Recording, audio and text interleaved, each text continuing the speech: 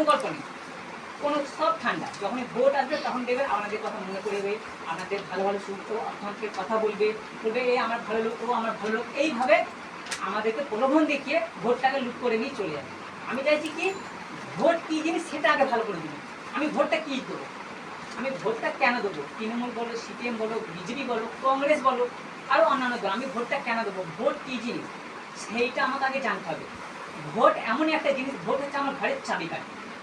Vote কী জিনিস, আমার ঘরের চাবিকাঠি আমি এমন একজন ব্যক্তিকে দেবো যে আমার 5 টাকা যদি থাকে সে যেন 10 টাকা 20 টাকা তৈরি করে দেখাতে পারে, তবে তো আমি আবার দ্বিতীয়বার তাকে দেবো যে আমি এই চাবিটা তোকে আমি দিয়েছি, দুদিন তুই রাখ, আমি 1 মাস বাইরে থেকে ঘুরে আসছি, তোকে আমি দায়িত্ব দিয়ে দিলাম। আমি যখন এসে দেখবো যে 1 মাস পরে ওই চাবিকাঠিটা দিয়ে আমার ঘরে যে 10টা টাকা ছিল সে 1000 টাকা পরিপূর্ণ করবে, যে তার দেখভাল করার যে দায়িত্বটা ছিল 7 গুণ বাড়িয়ে দিচ্ছে, যে আমি যেটা পারিনি সেটা করে দেখিয়েছে, তাহলে সেই আমার বিশ্বস্ত লোক, সেটাই হবে বিশ্বস্ত লোক। কারণ সে আমি 1 মাস যখন আমি দায়িত্বটা দিয়েছিলাম, সে দেখলাম আমার ঘরে উন্নতি তো দূর কথা, যেখানে আমার 10 কিলো চাল ছিল সেখানে আমার 50 কিলো চাল এনে দিয়েছে, যেখানে আমার জমিটা চষা ছিল না সেখানে আমার ফসল ফলিয়ে দিয়েছে, যেখানে আমার খেতে পাওয়ার মতো পরিস্থিতি ছিল না সেখানে আমি চারিদিকে দেখছি আনাচে কানাচে পরিপূর্ণ করে দিচ্ছি। আমি তাহলে সেই লোককে আমি আবার পুনরায় দায়িত্ব দেওয়ার চিন্তা ভাবনা করবো কি? মানুষের মধ্যে এরকম তো একটা চিন্তা ভাবনা হয় নাকি? হ্যাঁ, আমি যখন চাবিকাঠিটা দিয়ে